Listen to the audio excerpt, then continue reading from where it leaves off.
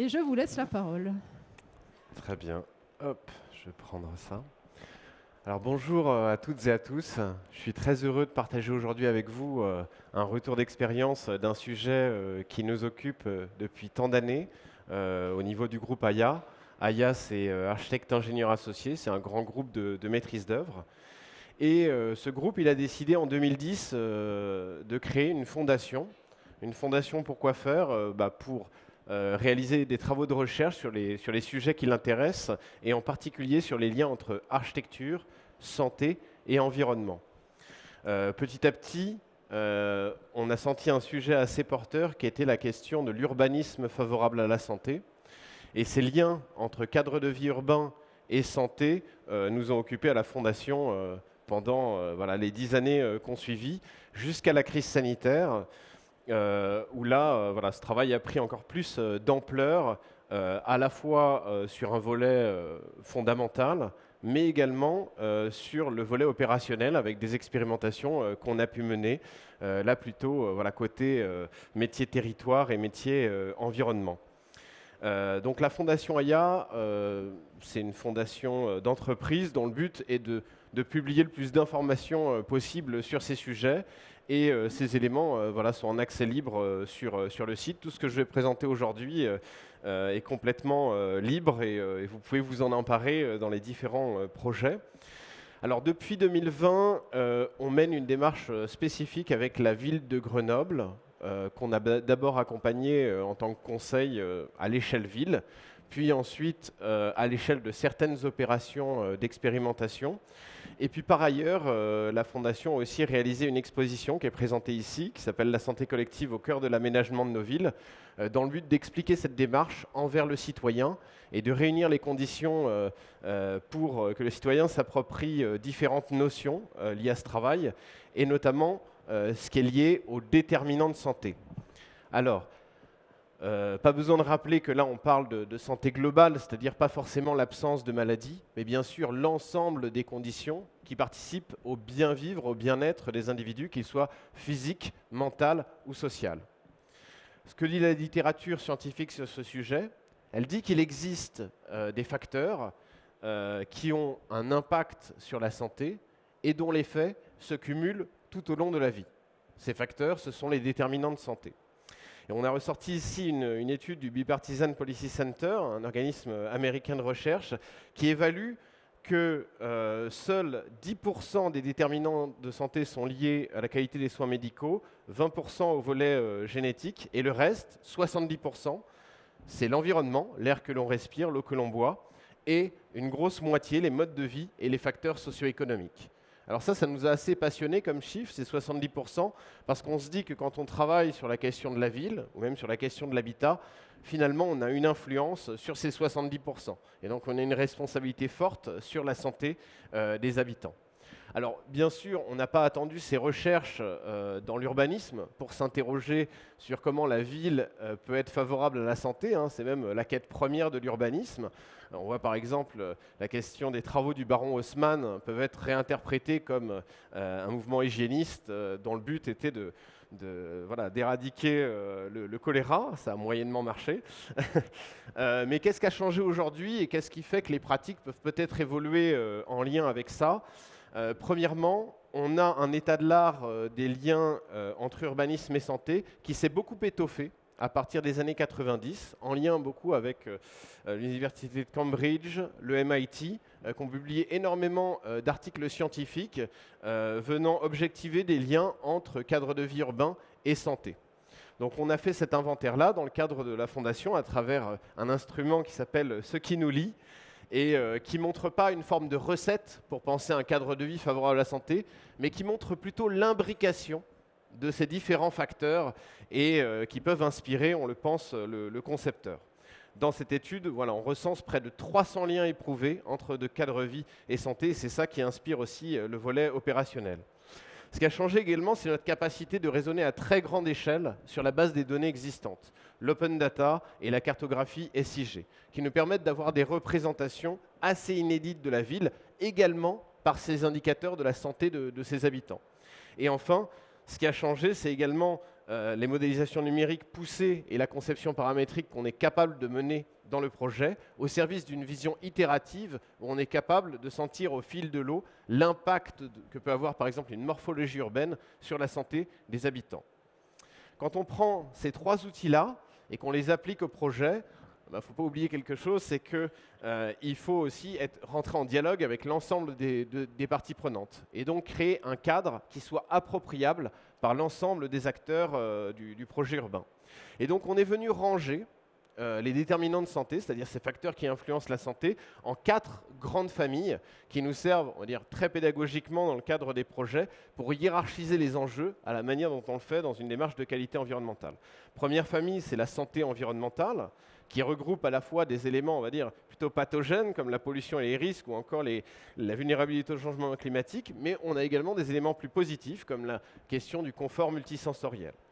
Quand on va s'intéresser à l'aspect préventif de la santé, on va regarder beaucoup la question des modes de vie, avec, il y a une petite erreur là sur cette présentation, mais je corrigerai, la question de la cohésion sociale en premier, c'est le premier logo, la question de l'alimentation saine, la question de l'incitation à l'activité physique et récréative, et la question de l'intermodalité. Voilà, je vous ai fait la traduction en direct. Ensuite, quand on zoome sur l'échelle du logement, on s'intéresse bien sûr à la santé habitée, où on retrouvera logiquement la qualité sanitaire du bâti, dont il est fait beaucoup état, mais également ce à quoi le logement en lui-même donne accès en termes de services, mais aussi dans un rayon proche. On a tous des souvenirs du confinement où ce rayon de 1 km, il voulait dire beaucoup de choses. Et enfin, la question de l'offre socio-sanitaire, sa transformation en termes d'offres de proximité, de maillage territorial de soins et d'offres socio-sanitaires. Voilà que cette introduction est faite, on va pouvoir passer dans le retour d'expérience brut. Ce que l'on a constaté sur les différents sujets d'expérimentation et aux différentes échelles, c'est que cet outil des déterminants de santé, il est assez précieux parce qu'il révèle des singularités d'un site 1 à un site 2. Lorsque l'on fait ce travail à partir d'indicateurs scientifiques, mesurables, ciblés sur chacun de ces déterminants, on obtient toujours une figure différente et qui est très représentative finalement de la personnalité de santé d'un territoire. Et on a généralement des moyens limités dans un projet, donc bien sûr qu'on va aller essayer de résoudre simultanément par des dispositifs hybrides différents enjeux de santé là-dessus. Deuxième enseignement, on voit apparaître des nouvelles figures qui croisent finalement dans le projet écologie et santé.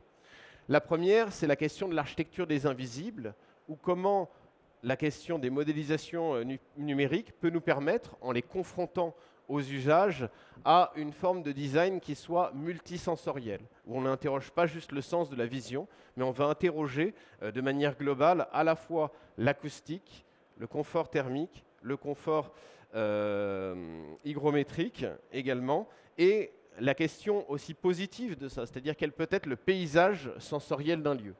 Voilà, ça c'est un extrait d'une étude qu'on a pu mener sur l'hôpital Saint-Joseph à Marseille.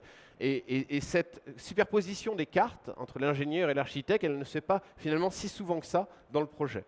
La question du corps en mouvement, des parcours actifs dans le projet, ou comment au quotidien j'incite à l'activité physique pour mes usagers. La question aussi de la pluralité de ces usagers et des différents degrés de vulnérabilité qui les caractérisent. Ça ne recoupe pas juste la question des handicaps, qu'ils soient physiques, sensoriels ou psychiques. On va également dans les notions des vulnérabilités du quotidien, et on est tous vulnérables au jour le jour. Question de la santé habitée, qui va regarder, on va dire, les nouveaux indicateurs un peu de la qualité sanitaire, ceux qui sont particulièrement invisibles ou non traités, comme la question des perturbateurs endocriniens. La question de l'offre renouvelée du soin dans la ville et de cette recherche éperdue qu'on a dans les projets aujourd'hui du fameux tiers-lieu de santé qui finalement mêle à la fois des enjeux de prévention, de téléconsultation et des enjeux aussi de proposer des espaces un petit peu de soupape pour des situations de stress, pour les familles monoparentales notamment, au sein de la ville. Et tout ça peut cohabiter par chronotopie au sein d'un même lieu avec des complémentarités d'usage et vient peut-être résoudre un problème de nos villes qui sont les rez-de-chaussée. Et enfin, la question de positiver la transformation dans le projet.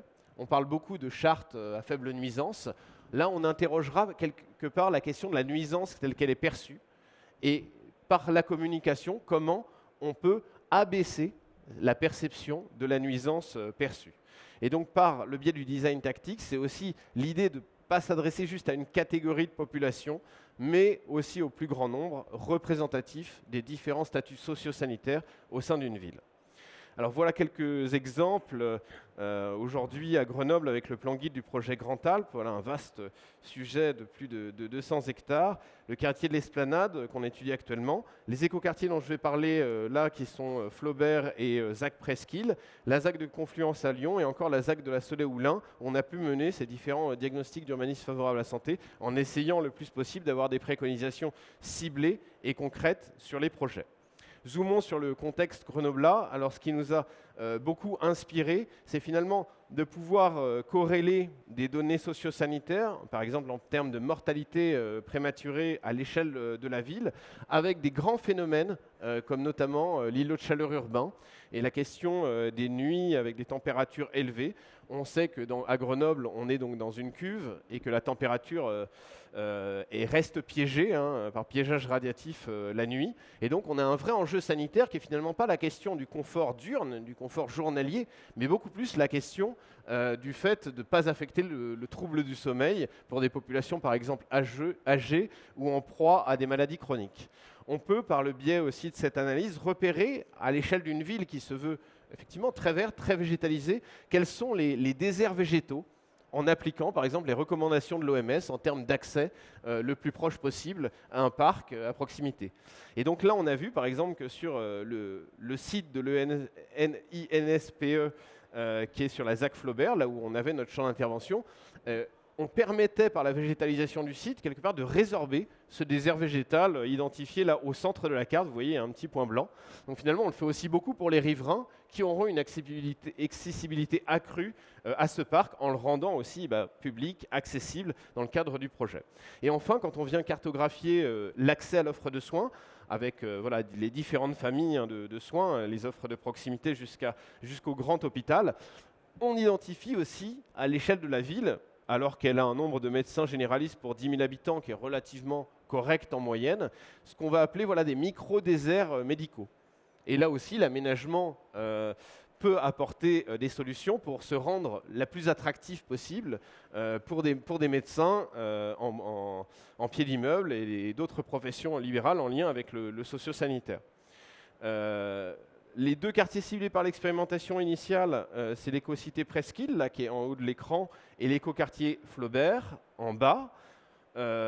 Sur l'éco-quartier Presqu'île, donc c'est un énorme éco-quartier de plus de 250 hectares en tout, qui inclut en plus le site du CEA, donc assez complexe. Et bien sûr, nous, on a tout de suite zoomé également sur le dernier îlot à construire, qui est l'îlot Cambridge Sud, et donc à une échelle de bâtiment, pour essayer de voir concrètement ce que l'on pouvait obtenir.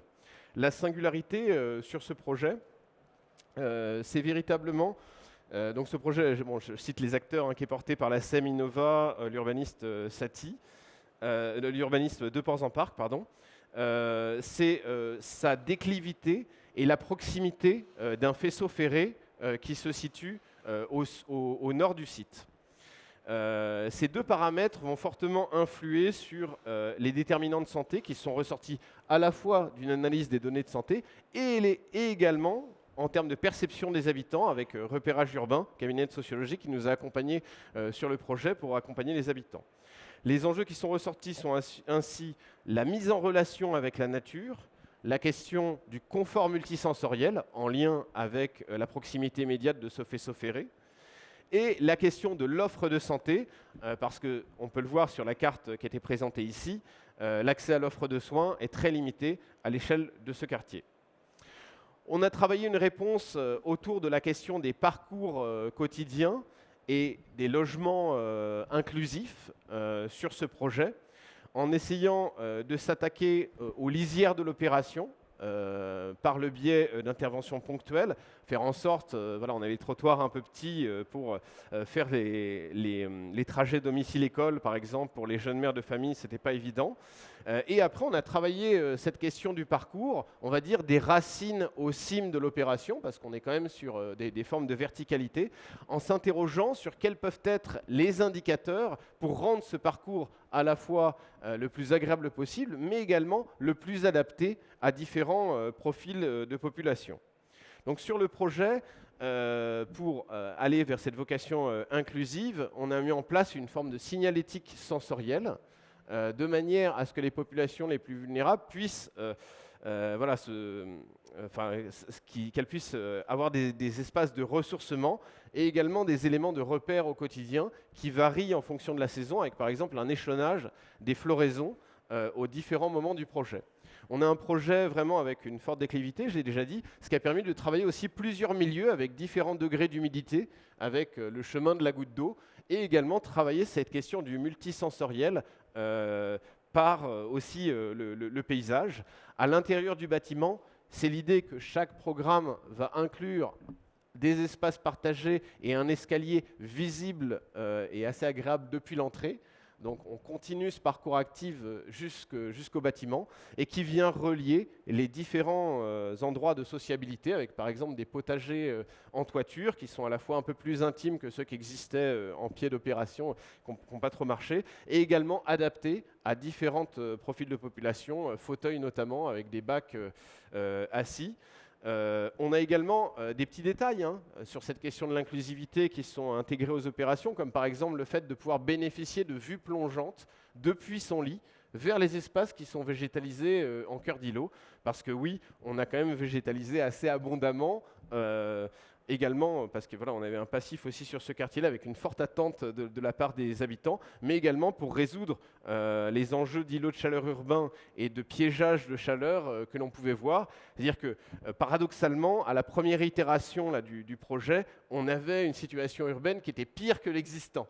Parce que on venait créer un environnement urbain plus dense où on va dire la chaleur se réverbère d'un bâtiment à l'autre. Donc en travaillant la nature des surfaces, les épaisseurs de substrat, la question du cycle de l'eau, on arrive à l'itération 2, là que l'on voit là, où on arrive à réduire les températures perçues de près de 2 à 3 degrés par rapport à la situation existante. Et ça, c'est une situation que l'on regarde en fin de nuit. C'est vraiment cet indicateur-là qu'on regarde, c'est est-ce que je peux ouvrir ma fenêtre en fin de nuit pour bénéficier de la fraîcheur et donc l'indicateur sanitaire, il est là. Deuxième retour d'expérience, l'écoquartier Flaubert, donc qui accueillait avec un site sur lequel on est allé, qui est le secteur de l'INSPE, un ancien site, voilà, une école de formation pour des cadres. Et donc on avait une forme d'héritage sur ce site avec un espace très ouvert, qui est assez exceptionnel à Grenoble, où on retrouve vraiment la vue sur les montagnes aux alentours, et qui, dans son état existant, de la même manière, avait une résilience au changement climatique finalement assez forte. Donc notre priorité sur ce projet-là, ça a été véritablement de préserver ce patrimoine fraîcheur, en lien avec un patrimoine d'usage que pouvait abriter le site, et notamment un patrimoine sportif. Donc on a travaillé à la fois la morphologie urbaine cette fois-ci pour que les vents nocturnes puissent s'écouler de manière généreuse. L'espace est ponctué aussi d'innovation fraîcheur avec de la brumisation notamment. Voilà, avec la plus hydroéconome possible. Et puis là, on a vraiment ouvert l'espace par rapport au plan masse initial de manière à créer une forme de polarité en termes de prévention de la santé à travers les thèmes de l'alimentation saine et de l'incitation à l'activité physique, avec des activités aussi physiques et ludiques sur le site, le yoga et autres, mais également en répondant à une attente forte des habitants qui finalement habitent l'écoquartier Flaubert et ont un chantier depuis des années et des années, qui est la question de la positivation de cette transformation et ce qu'elle peut amener aussi en termes d'occupation de l'espace.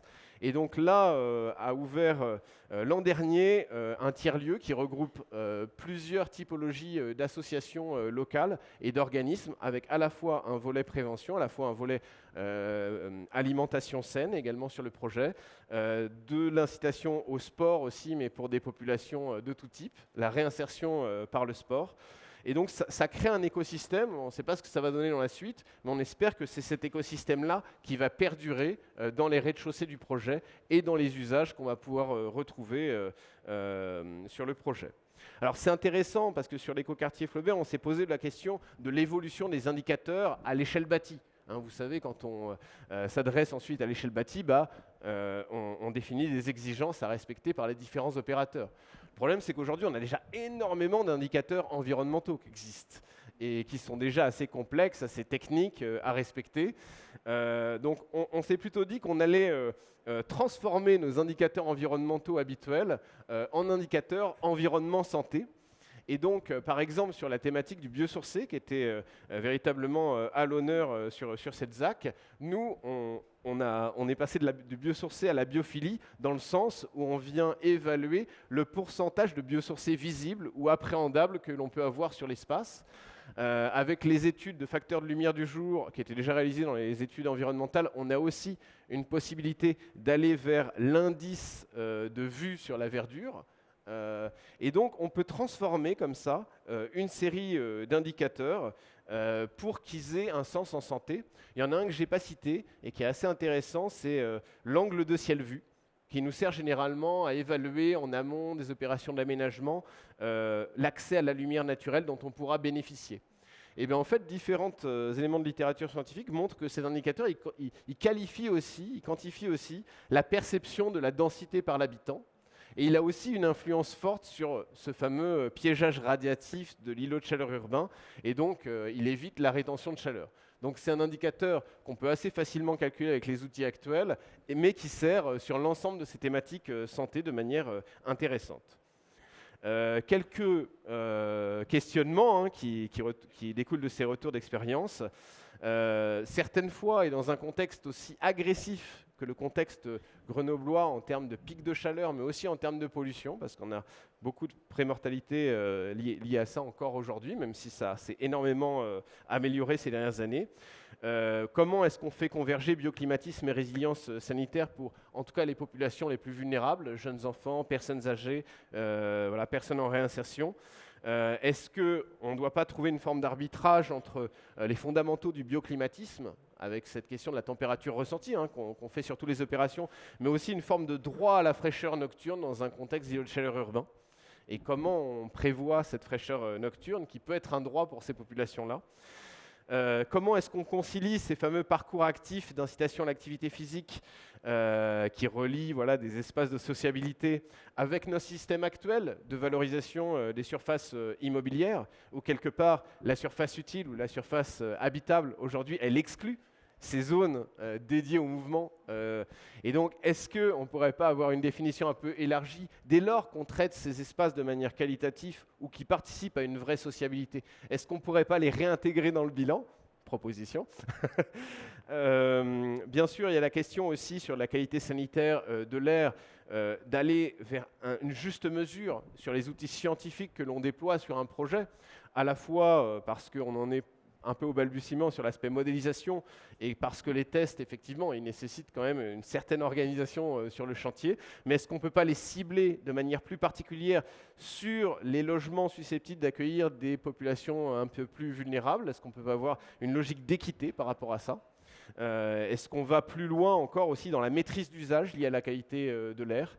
Parce que si on achète derrière un meuble qui émet énormément de formaldéhyde, tous les efforts des concepteurs sont au tapis.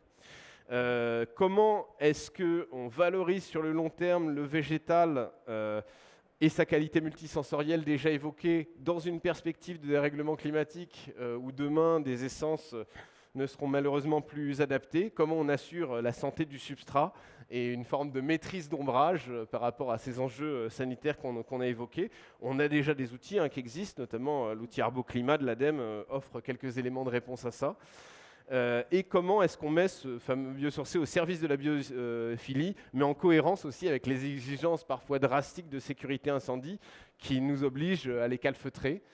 Comment on interroge aussi la biophilie autrement que par l'image du chalet suisse où il y a du bois partout, qui peut aussi, d'après certaines études, être contre-productif. Voilà autant de questions qui nous restent après ces retours d'expérience, mais je serais heureux d'en échanger avec vous. Et puis si vous avez des questions, n'hésitez pas. Merci beaucoup. Merci beaucoup.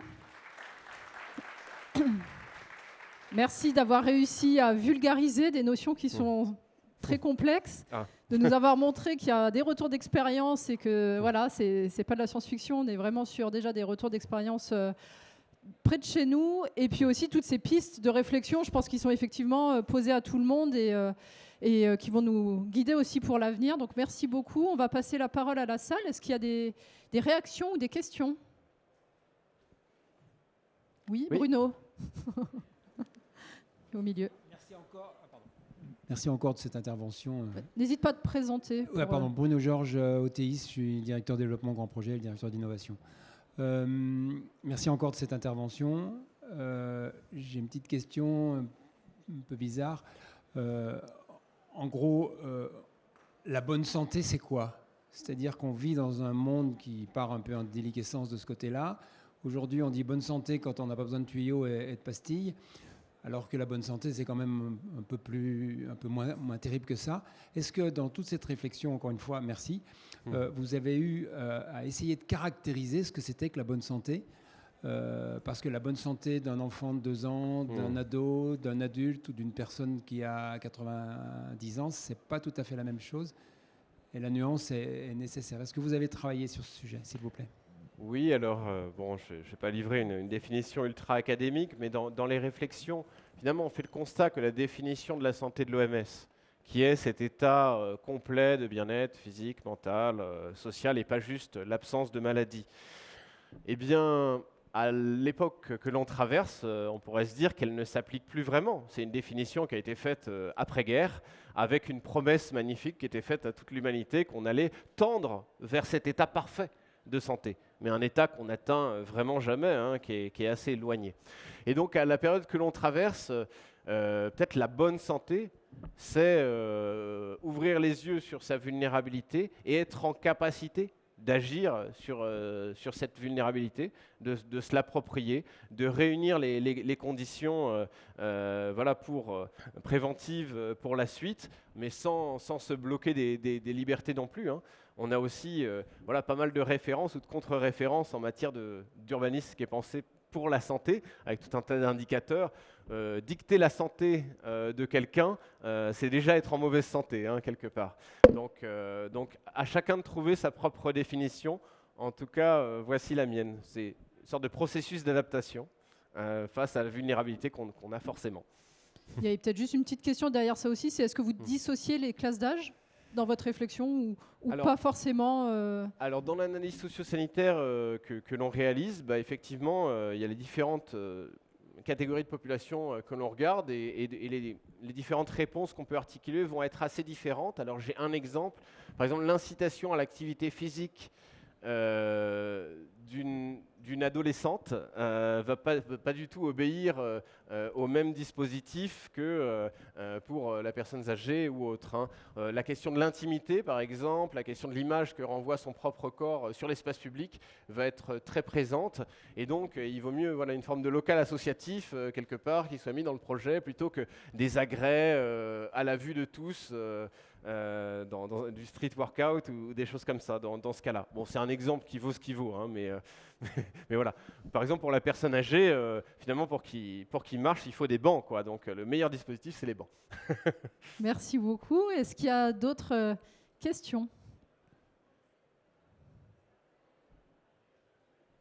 Non.